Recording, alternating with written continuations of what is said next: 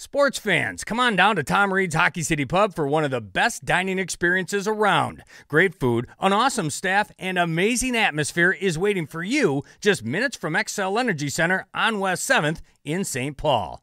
Whether you're watching a game, attending a concert, or just out for a good time, Tom's is the place to be. Enjoy twofers during all live Minnesota Wild games, Viking games, and Packer games. Now serving breakfast on Sundays until 2 p.m. While dining, check out the collection of over 400 pieces of hockey memorabilia. Having a get-together? Let them cater your event. They have room for you in their newly remodeled back bar with extra parking in their brand-new parking lot. It's Tom Reed's Hockey City Pub. Give them a call, 651-292-9916. That's 651-292-9916 to schedule your next event. And check them out on the web at tomreeds.com. And if you see Tom, don't mention Ken Dryden.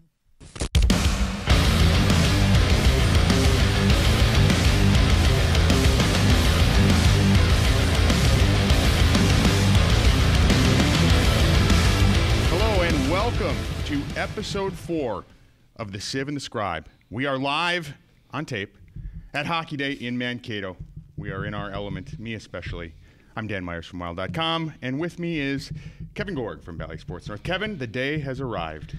It's a magical day every year. This year, probably going to be the best year in the history of Hockey Day, Minnesota. Mankato's had a couple extra years to get ready. The week has been just spectacular, and I feel underdressed. You've got the purple suit on. You called your shot.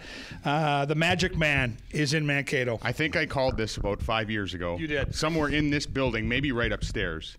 I said I'd do it. It was 250 pounds ago. So they wanted to see the Kool-Aid Man, but we're here.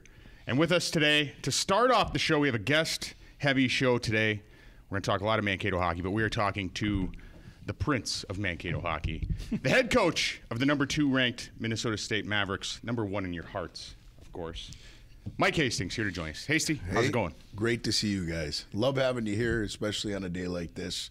The week's been fantastic. It started last Sunday when some of the youth were able to get out on the rink and start to enjoy it, and it's been building all the way up till today. So it's great to see both of you. Appreciate you being here, and incredibly excited about Hockey Day in Minnesota being here in Mankato. When we were up in St. Cloud 3 years ago, hard to believe, it seems like a million years ago, but you were up there with your good friend Bob Motzko checking things out on Lake George. I know you were really impressed.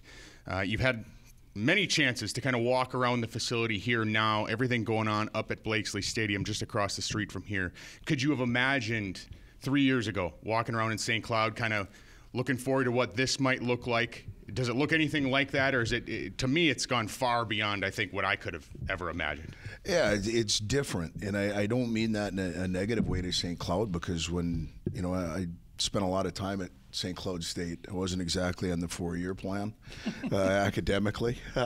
So I spent some significant time at St. Cloud, and to be around Lake George and, again, seeing the community start to become such a great piece of Hockey Day in Minnesota.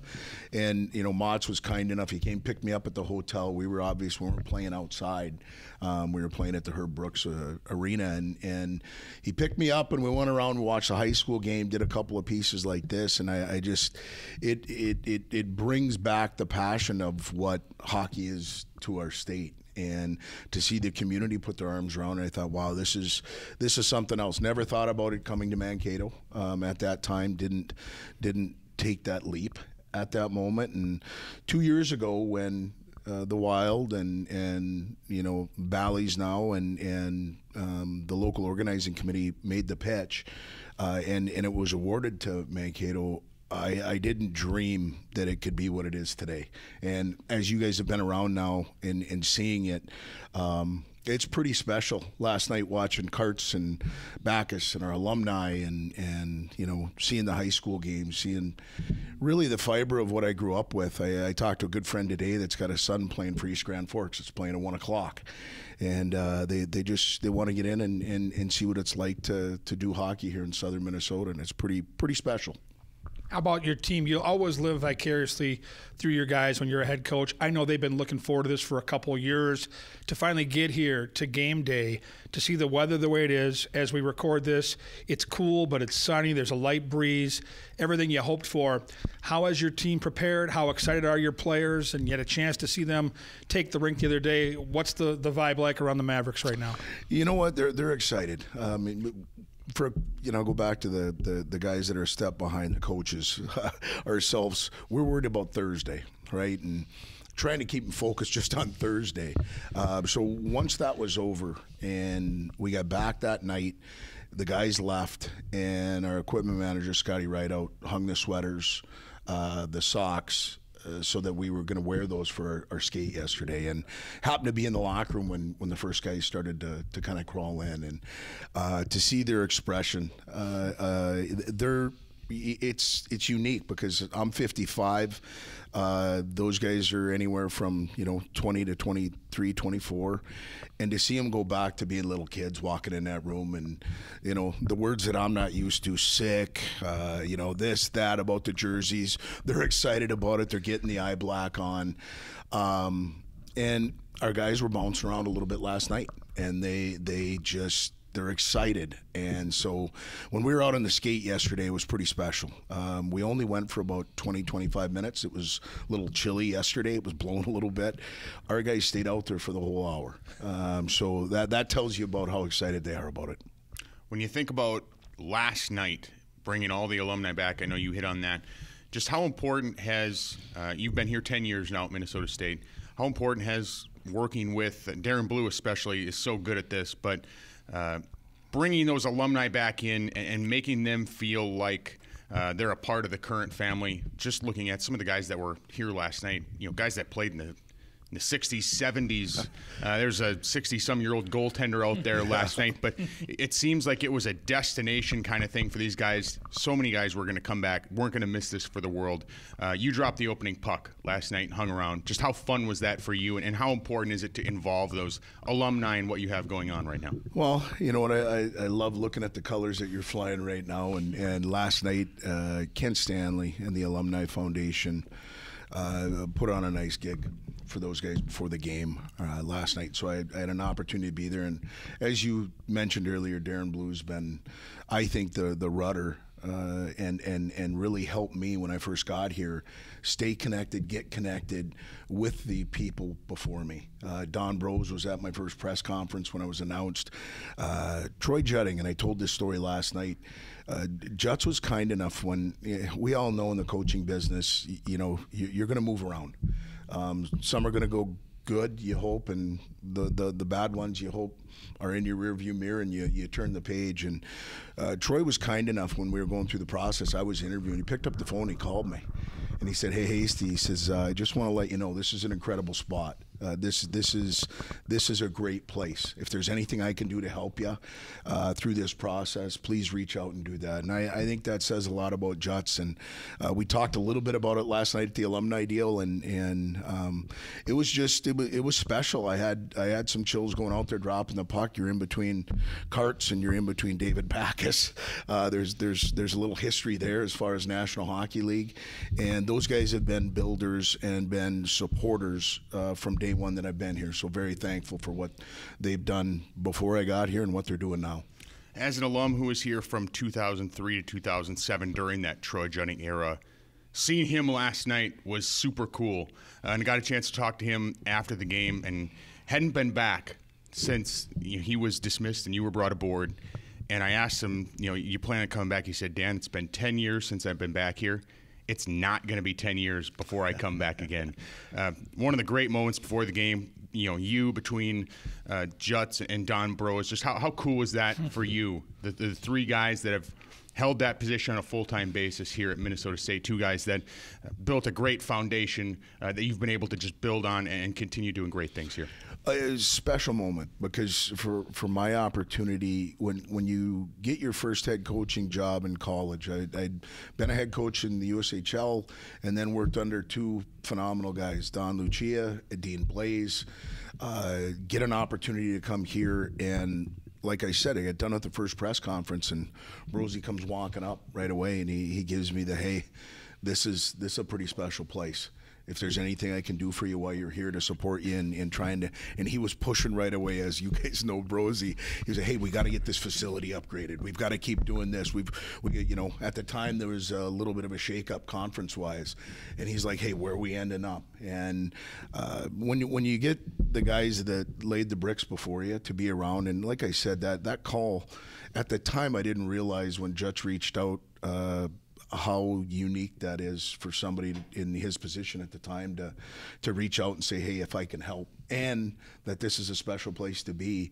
To be next to those two guys last night, as you know, Jut's coming back. It wasn't something that everybody was talking about. But in the last few 4, 5, 6 days, Darren Blue, doing his usual thing of connecting people, reached out and said, hey, we got to have you back here. And it was great to see Juts last night.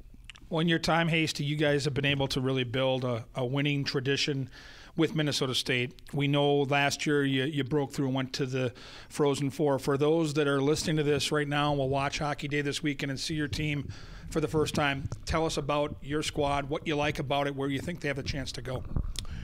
Yeah, you know what, we've tried to build on the experience of last year. It's not going to get you there, but we've got a few guys back, and one of our backbones has been, our goaltender, Dryden McKay. And for him to come back, we've got a couple of super seniors in Jack McNeely and Reggie Lutz. Reggie's not going to be playing today just because he's injured, which is tearing his heart out because he's watched it in Elk River.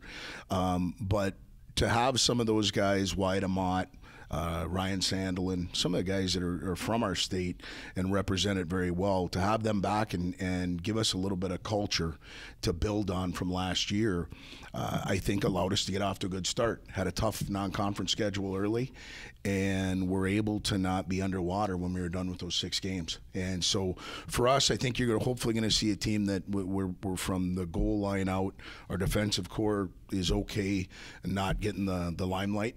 Offensively, they're okay keeping pucks out of our net, and so for us, it's really trying to beat teams with our depth. I worked the game the other night on the radio, and St. Thomas gave you a pretty good battle. You mentioned the distractions. Clearly, Hockey Day week, getting your guys up there on a Thursday, it's a tiny arena. You could kind of see some of that coming, right? You guys find a way in the third period to do what you do best, put that game away. To have another team in Minnesota, a Division I program like St. Thomas, I know your connection back to St. Cloud and Herbie Brooks. This was kind of his vision. A day like Hockey Day to celebrate another Division I program in Minnesota, this is going to be something special. Yeah, Herbie's smiling right now. And to be a part of St. Cloud and then come down to Minnesota State. And Rico was kind enough before the game to come down and talk. And we just, BS'd a little bit on just the idea of, hey, what their next steps are of building the facility and continuing to go in the direction that they are. But as you guys know, St. Thomas is in a trajectory that's going straight north. The footprint they're in, the support that they have, and their plan is a rock-solid plan. So I just think hopefully this is something that maybe we're talking about in 5, 6 years from now, that there's other participants at the Frozen Four, not just 3 of them. It'd be great to have 4 from the state find a way to get there. This is the Sieve The Scribe podcast, episode 4, presented by Minnesota Hockey Magazine. Our guest is Minnesota State head coach Mike Hastings. Couple more minutes with him. Coach, we've talked a lot about Hockey Day and how special that is, but you have something else coming up here in a couple of weeks. You head off to Beijing to take part in the Olympic Games there as an assistant coach for the U.S. men's team. Just what was it like to get that call from your friend, Coach David Quinn, and the opportunity to participate as an assistant coach? I know you've done stuff with World Juniors before. You've represented Team USA in that regard, but the Olympics is a whole another ball of wax. And just how excited are you for that, and what does that mean to you? Well, real excited. You know, when you start your journey of playing hockey, you never think about coaching hockey. And then when you start coaching hockey, you're trying to keep your job. You're trying to continue to string together weeks into months and into years. And so now I've been blessed with the opportunity, as you said, at different times with USA Hockey to be involved. Scotty Sandel and Lou Vero did me a real solid a long time ago with Jeff Sauer when I was with him on a World Junior staff when I was just coaching in the USHL. while, and he gave me a call and said, hey, what do you think? Unbelievable opportunity, and we've really grown to this point. And so relationship with David, him to pick up the phone and call and say, hey, would you be willing to do this? I didn't know if he was serious right away, because this is something that we've always, I know where I was in 80, and I know that dates me a little bit, but we were in War Road, Minnesota at the time when they beat the Russians. So to me, it's an opportunity that you don't want to let go by. Excited about it. I know there's some uncertainty, but there's uncertainty in every day. So excited about it. Look forward to it. Honored to have the opportunity and work with the guys I'm going to be working with. We're going to have another Minnesota guy, Brett Larson. I just look forward to it because it's an opportunity that I think we can have a good team. I think we're going to have an opportunity to go win gold. And when you have that, you got to take a hold of it. And you've got one of your Mavericks on the team. How exciting is that for you to have that journey together? And again, for your program to have that type of credibility where one of the coaches and one of your star players represents the red, white, and blue. Well, and Gordy, like we were talking about David Backus, because somebody asked, have you had any other Olympians? And David has been so kind to our program and literally to myself when we first started here. We get to walk by his picture on a wall up in our facility, and he's wearing the red, white, and blue. And now our guys have gone by that, and now Nathan Smith's going to have that opportunity. Now he's not from hockey country; he's from Florida. That tells you what's changing in our game. But to have him be a part of it, it's special. I get the first call, then we start talking about roster management, and his name gets brought up, and it's one you have as an excitement when you're his coach here, because you know the work that he's put in. He's prepared for it, and I look forward to the opportunity to be with him. We'll bring it back to outdoor hockey. You mentioned you were watching that game in 1980, so was I. It's a moment I'll never forget. We also played a lot of outdoor hockey as kids. Kids these days don't. You mentioned you've got players on your roster from Florida. The Wild have the same thing going on. They just played in the Winter Classic. How do you change your game plan from a coaching perspective for an outdoor game? Because I watched you play the other night. You guys are a super unselfish team. Pass first. Love to make plays in the zone. Might not be the way you play the game outdoors. It's with staff, and I just had a conversation about this 2 days ago after we had done. We went out on the sheet, and simplify. Get it to the net. Retrieve it. We're going to have to just try and keep this game as simple as possible, because the elements are going to be what they are. Don't know exactly the wind direction. Right now we're supposed to get some snow. You change a little bit, because it's one, you're trying to allow the guys to go out and play, because this really is that moment for them, and it should be on Fridays and Saturdays for us. So just ask them to simplify, support them. Limit the frustrations, because there's going to be a few of them, and just go out and play. Last one here with head coach of the Minnesota State men's Mavericks, Mike Hastings. Coach, I know you were a little apprehensive maybe at first about playing outside, and rightfully so, because these games count in the standings. What kind of turned your opinion on that? And secondly, just how cool will it be? I don't know if it's ever happened, but to play a game on campus, All Seasons Arena, close to campus. It's not the same. Obviously, you have the facility downtown. There's something special about bringing things on campus, potentially for the first time, right?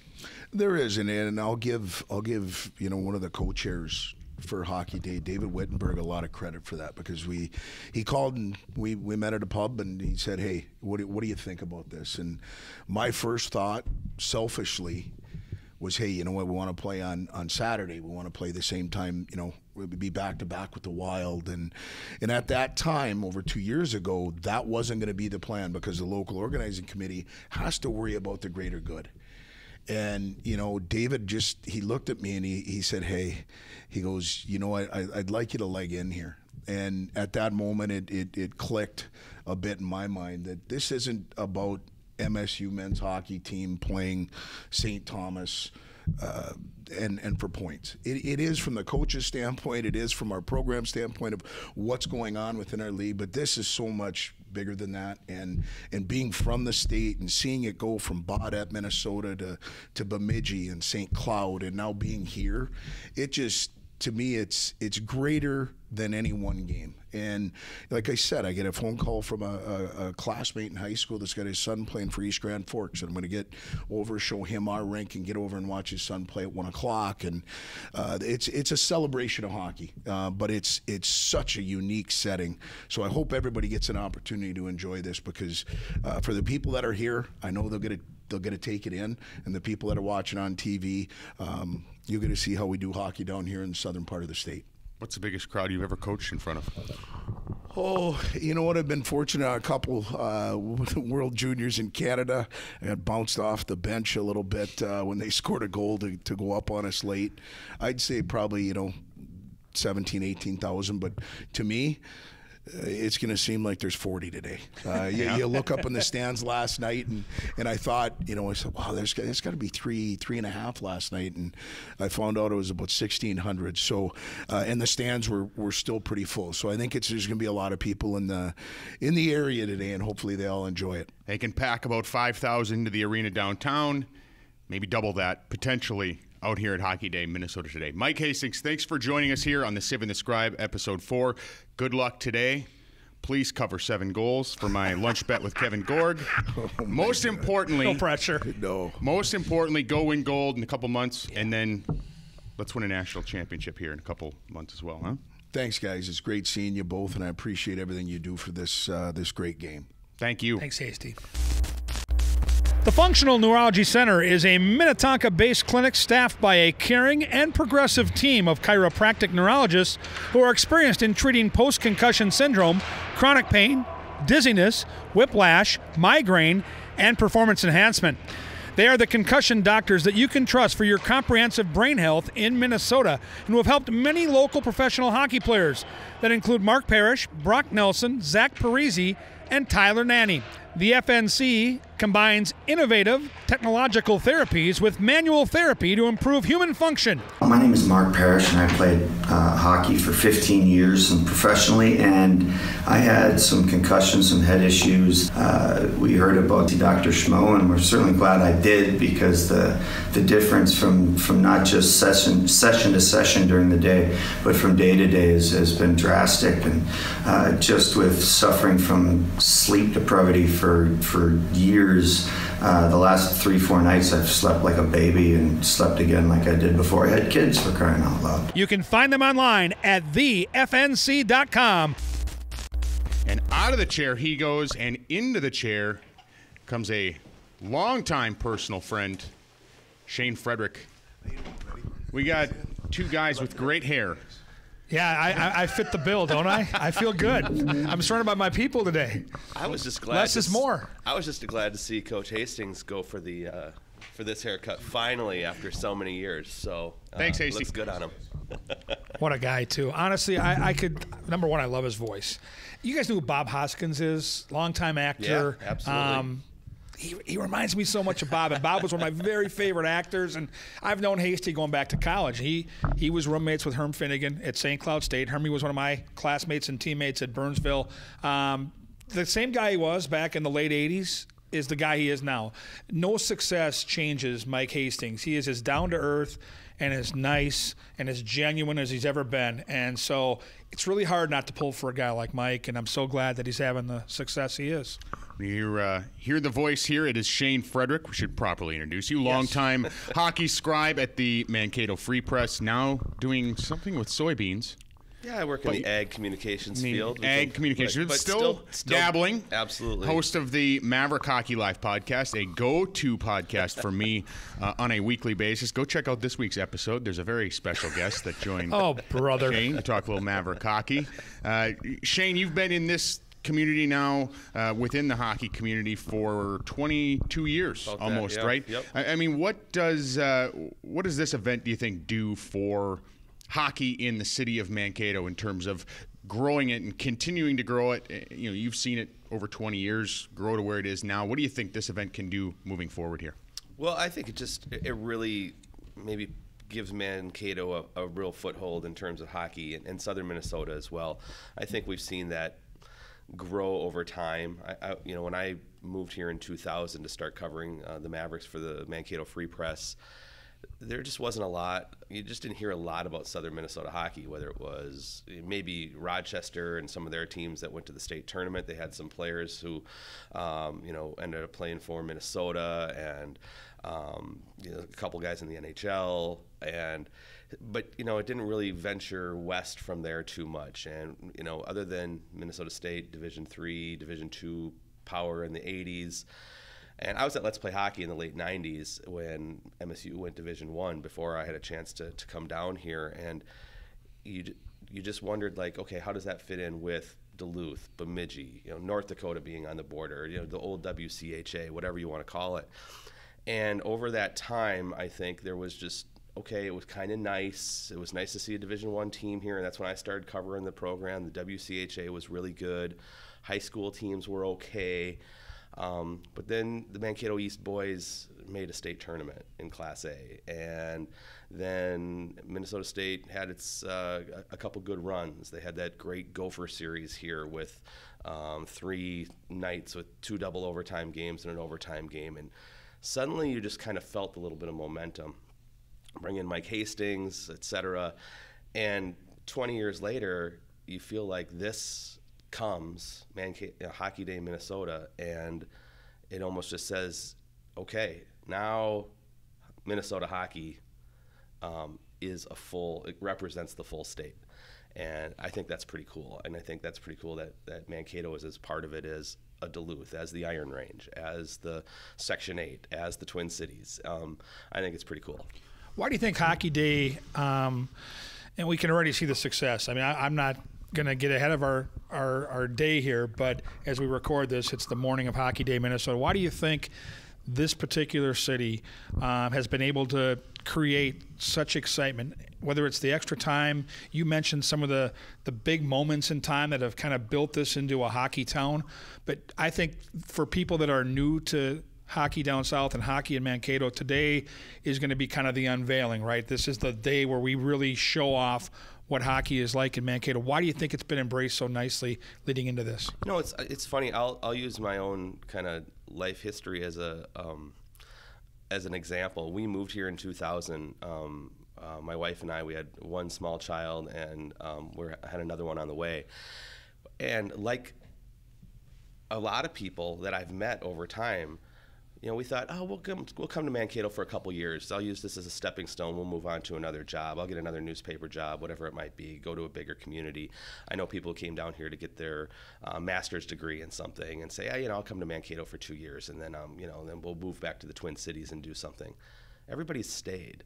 And I don't know what it is, but people have stayed. And if you get into the hockey community from there, it's still small enough where you need all the volunteers, you need all the people working the penalty boxes and the getting the early morning breakfasts ready for the kids for those early skates, whatever it might be. And I know that happens in all communities, but it just feels like there's something about the community here where people just really love Mankato. And so when something like this has the opportunity to come, you get really the entire community involved, and they say, what can we do? And that's what you're seeing with this event. That's what you're seeing with other events that have come. I feel like it's still a growing community that, in the next 20 years ago, Mankato didn't look like this. And in 10 years, it's going to look even different. And I just think it's a place where people have come to town, and the community's embraced them. They've embraced the community, and they want to make it a great place for their families and everything else, and the hockey community is no different. This is the Sieve the Scribe, episode 4. I am Dan Myers. Kevin Gorg is with me. So is Shane Frederick, longtime Mankato hockey writer. We are at Hockey Day Minnesota in Mankato. And Freddie, we've talked about it. You've been here, again, 2 decades. When you first came here back in 2000, you look at, the what was it, the Midwest Wireless Civic Center, 4 names ago. Right. So many people were coming to the arena, and they'd only get 4,000, 5,000 people if Minnesota was in town, or North Dakota was in town, Wisconsin was in town, and half those people were wearing maroon, wearing green, wearing red. And now you see, Duluth comes to town a couple weeks ago. There's 5,000 people, and it's all Mavericks. People come to see Minnesota State now.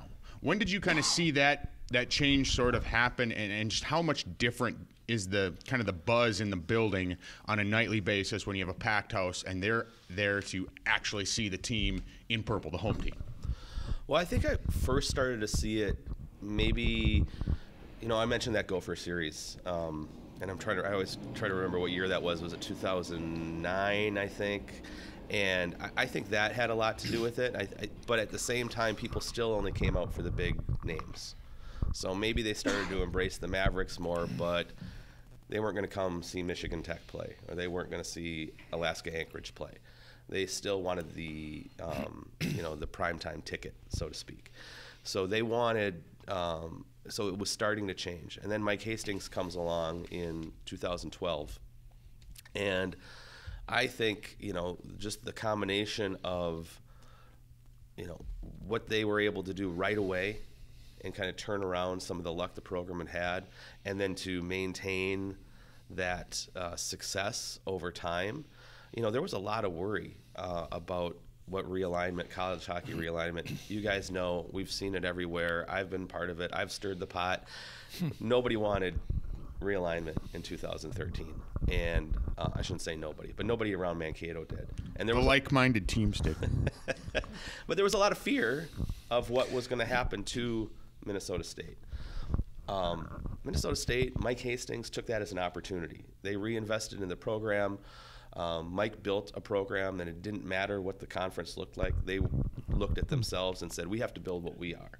It's not about, making sure that the entire conference was strong. They were hoping that every other team would do the same thing. But as and I can't remember which game it was. I think it was a Michigan Tech series late in the season in one of those new WCHA eras, when I think they set the attendance record for the Civic Center. And if you looked at the list of attendance, and Michigan Tech as an opponent was at the top of that, followed by an old North Dakota series, an old Minnesota series, an old maybe a St. Cloud State series.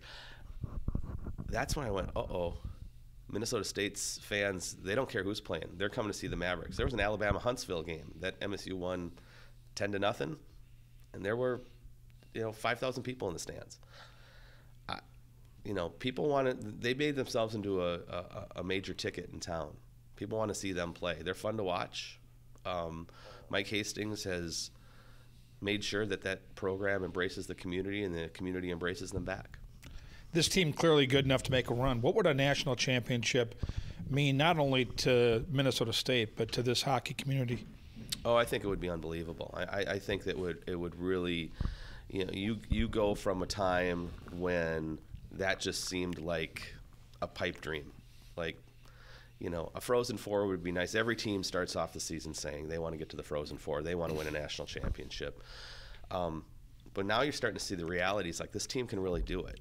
2 years ago when COVID wiped out their season, I thought they were going to get to the Frozen Four for sure, if not win it all. That team was loaded. That team was peaking. And COVID wiped it out, and just the sadness that you could feel not only in that locker room and that building, but just in the community. There was an expectation there that this took away something. And to see them go last year to the Frozen Four for the first time, there was definitely a buzz. And so now there's an expectation. It's kind of cool because there was a time where it's just like, if they can pull off an upset, that'll be fun. And now it's like, where do they stack in the pairwise with Quinnipiac and Michigan and whoever else? People are paying attention to college hockey. I think it's made the community a lot. They're a lot more red on college hockey as a whole, which is kind of cool too. A couple more with Shane Frederick, longtime hockey writer here in Mankato. Shane, for my money, the moment of the night last night, Troy Judding coming back to town. We mentioned it with Hasty. First time in 10 years he's been back. Just how cool was that for you personally to have an opportunity? I know you spent a lot of time with Troy over the years, but to have him back, and he coached here for 12 years as head coach. He was an assistant coach for several years before that, but a lot of people forget he's actually one of the best players to ever play here. Still very high on numerous rankings in terms of games played, goals, assists, points. one, how cool is it to see him back here? And two, how important do you think it is that he kind of puts himself back in a position to get involved and be at least around this program here moving forward? Well, I was pleasantly surprised to see him. He and I had a pretty good relationship as a writer and coach. I was around the rink every day, had a lot of moments. He's quite a character in college hockey, as everybody knows.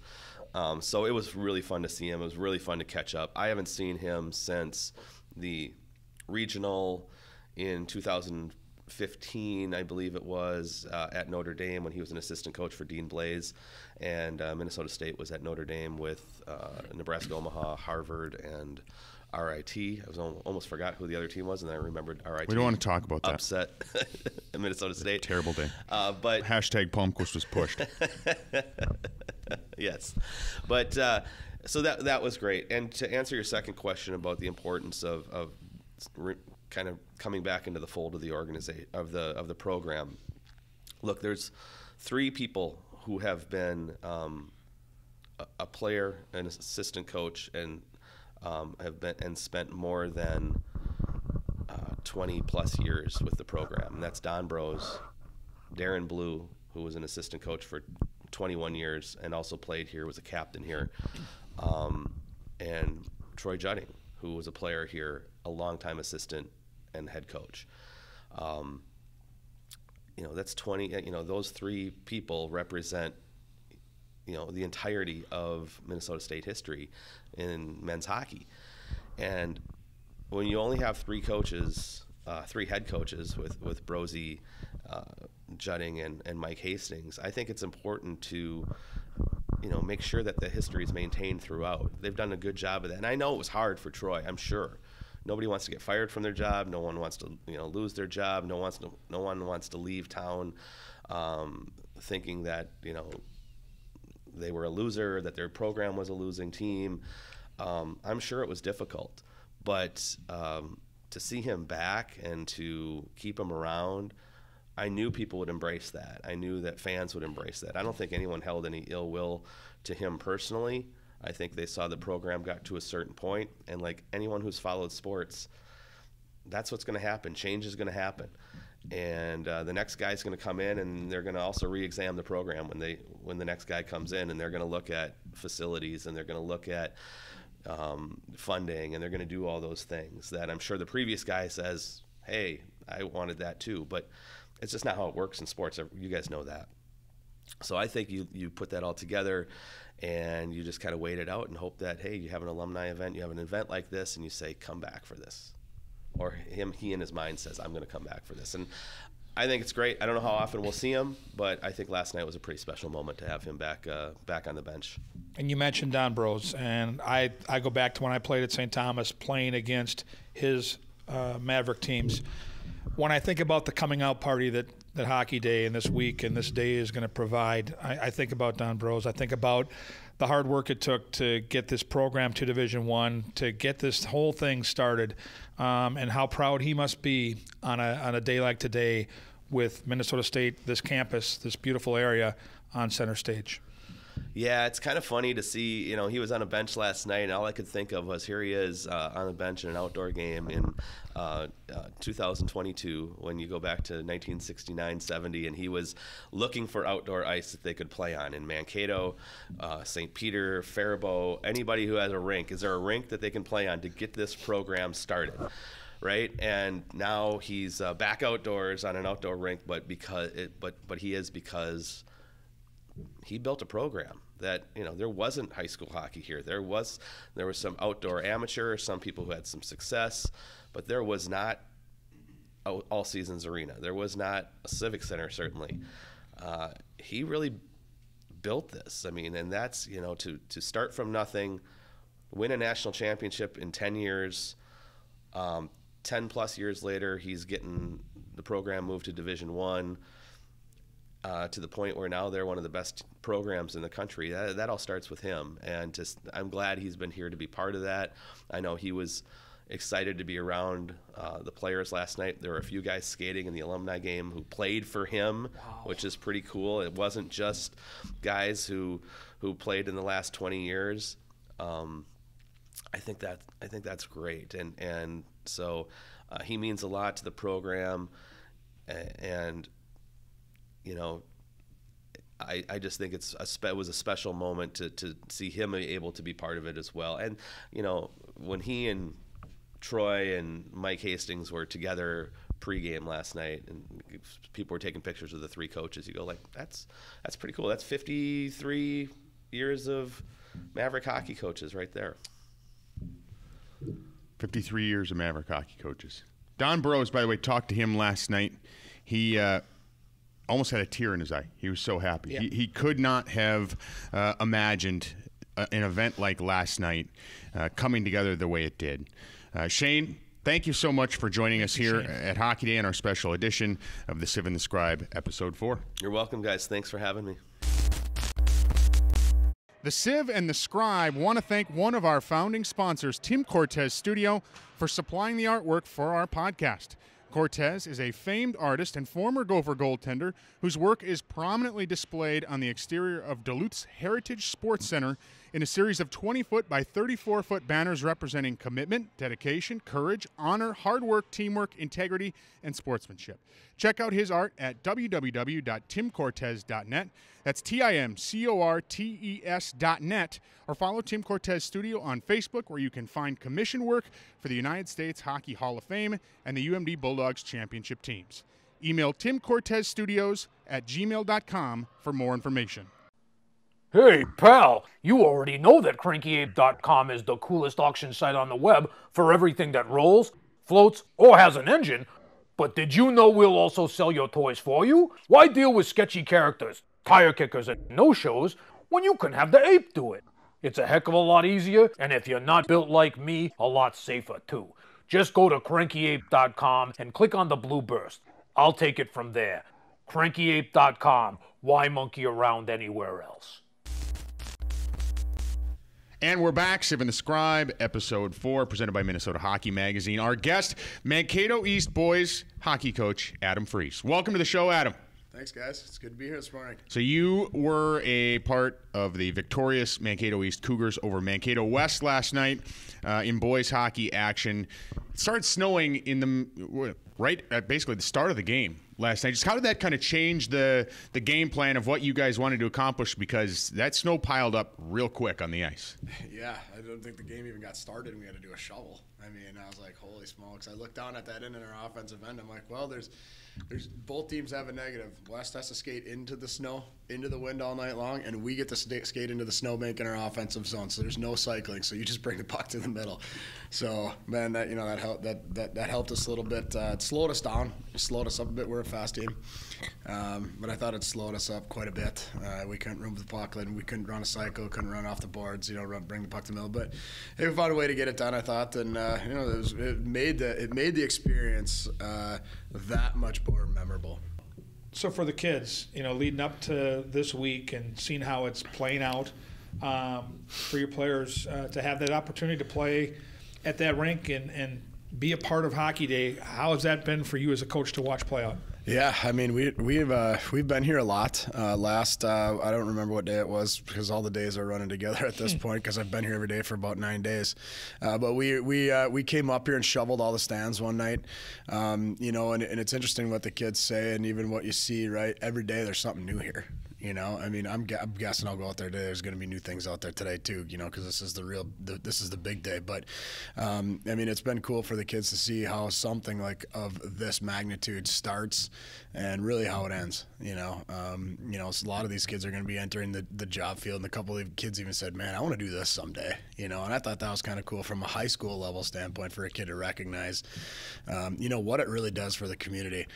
And a couple guys were like, "Man, I wish the warm up was a little bit longer tonight, and I wish we could stay out there a little bit longer on the ice, just to soak up that that experience, and just to see that for the fans. I don't think outside of the state tournament, I don't think we've skated in front of fans that many.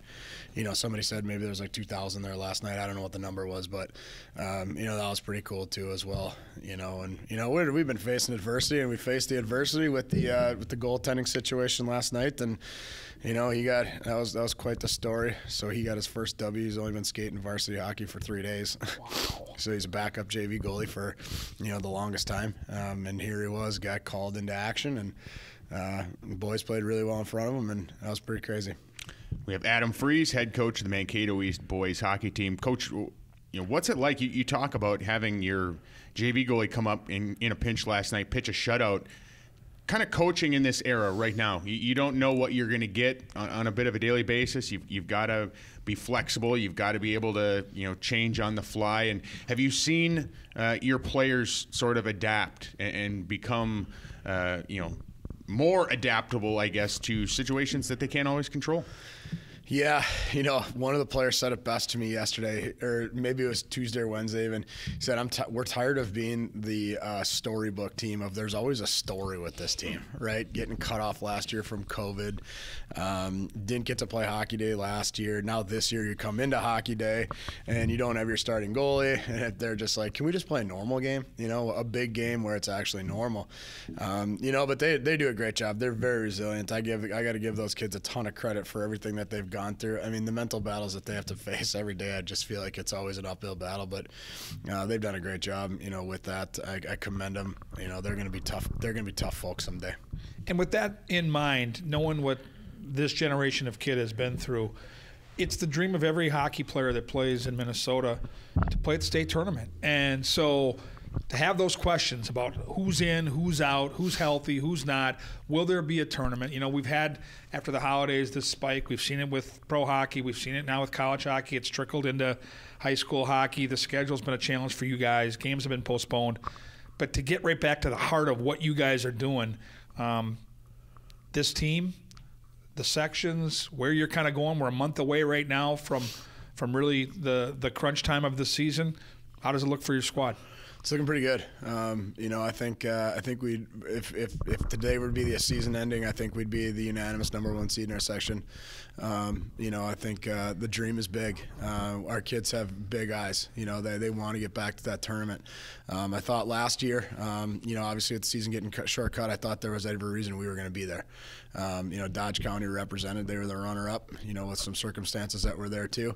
But we lost to Dodge County in the last minute of overtime during the regular season, and we thought that was going to be our day, and then it was cut short. So I think, not only are we playing for ourselves this year, but we're playing for our seniors from last year that left our program. I think we're playing for something all the time. Last night we're playing for our goalie who was up in the stands watching. We lost a kid last year with the torn ACL, or last week with the torn ACL, so we're playing with him for him. So I think that we're just embracing the opportunity that we have. You never know. You might get a call tomorrow that you're not playing Tuesday. We play Northfield on Tuesday, which is a huge game for us for even the conference. We still have a chance for the conference championship.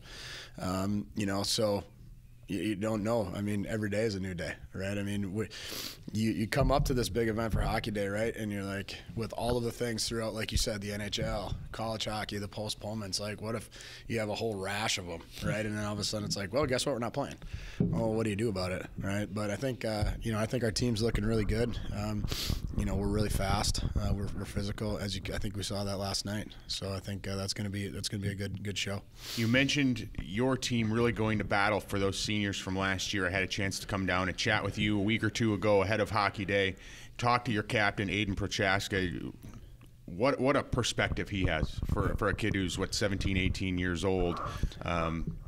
Really heartfelt conversation with him and what playing for those seniors last year, the guys that didn't get an opportunity to finish their careers out properly. Have you seen your seniors this year kind of all come with that sort of that mindset and that attitude that they have a perspective that maybe you didn't have your senior year, or we didn't have our senior years, because you don't get that perspective until it's over, and they've seen that firsthand. Yeah, you have. Every day they play for their last day. They saw the last day happen. Right in front of their very eyes. Yep. So yeah, they're doing they're doing a great job. I don't know what I would do if I was a player if I got that news. You know, because when I was like 18, my testosterone was raging pretty hard. You know, I was a pretty aggressive dude. You know, I don't know what I would have done. It would have been dangerous. You know, but I mean, those kids, they just took it, right, and just took the punch and ran away and said we're going to come back. But you know, I think it's just not just the seniors though of this year. I think it's the whole team. You know, every one of those kids is really embracing it. And last night, you guys share the stage with the alumni event, which was also spectacular. And you look on the ice and you see Tim Jackman, David Backus, an Olympian, and Ryan Carter, a Stanley Cup winner. One of the messages from the Hockey Day banquet on Friday of Hockey Day week was to dream big. I thought Ryan Carter hit the nail on the head for kids to dream big. So to be in this town, to see this event, to see Minnesota State on a weekend basis for your kids, to have that opportunity to not just dream about a state tournament, but say, I want to be like that guy. I want to go play there. How important it can be for you guys as a coaching staff to have this event and to have your guys kind of sharing the rink with some of these superstars? Yeah, well, we get to share the rink with a superstar that was on the ice last night, Matt Tyree, who's our assistant coach, right? And he scored last night the first goal. How about that? Yeah, so our guy, there was a group text that went out like, holy smokes, Tyree still got some wheels, eh? And he was not a goal scorer back when he played in college here either. Yeah, he was just trying to get on the ice every night. Right. But even like a lot of Matt's stories, he helps translate that a lot, you know, to our guys, because he was one of those grinders, right? Yep. Where he was told a lot in his career that he couldn't do it, you know, transferred from Bentley to come to here, you know, and, you know, he's seen it all, you know, played in some Southern Pro League hockey, and then, you know, but he's been one of those guys that always had to fight, you know, and I think that's a great message that returns to our kids, you know, when our kids have questions. And, you know, Matt's like, look, I never had an easy route, right? It's not easy getting there. If you want to get to the state tournament, it's not an easy route to get there, you know, and everybody, when it gets to playoffs, everybody's playing their best game. You have to be, you know, otherwise you don't get there, right? So you have to, and I thought Ryan's message was great yesterday as well, of put a dream out there that's so big that's just unbelievable, right? And I don't think kids do that enough these days. You know, is just make that huge goal. You know, I want to get as many kids out of the East program into junior hockey, into college hockey, and put their pictures on our wall in our locker room, right? Because that's where that all of a sudden makes the kids' dream bigger, right? Because, hey, these kids came out of this program. I want my name on that wall, and I want my picture there too, right? So we have a few of them, but sure like to have a lot more. Adam Freese, head coach of Mankato East, thank you so much for coming in this morning and joining us. Congrats on the big win last night, and good luck the rest of the way. Yeah, appreciate it, guys. Great talk this morning. Thanks, Coach. This was the Sieve and the Scribe, Episode 4, presented by Minnesota Hockey Magazine. We will be back with Episode 5 next week from our normal locale. Still recovering from Hockey Day here in Mankato. We're going to let Kevin Gorg go join the broadcast. Kevin, thanks for showing up here today. Good luck on the call today. Danny, enjoy the day. I know from talking to you for the last couple of years how special this has been for you to see this kind of thing play out, and now the day is here. So you've got the outfit on. You're looking like a magic man. Go out there and let the day come to you. It's going to be spectacular. I think the crowds are going to be enormous. I can't wait to be a part of the broadcast, and I can't wait next week to look back at what is going to be, in my eyes, the most successful edition of Hockey Day Minnesota yet. Good stuff. Episode 5 coming next week. The Sieve and the Scribe podcast presented by Minnesota Hockey Magazine. We'll talk to you in a few days. Dave's Sports Shop in Fridley, Minnesota, the top hockey shop in the North Metro since 1969. Specializing in custom fit hockey gear, top quality skate sharpening. We've got a full lineup: CCM, Bauer, Sherwood, True, Vaughn, and many more. We also offer used and new skates. We'll take those old skates in on trade for your new skates. Dave's Sports Shop, where the winners shop. Come find out why. Mention this ad to get your free skate sharpening.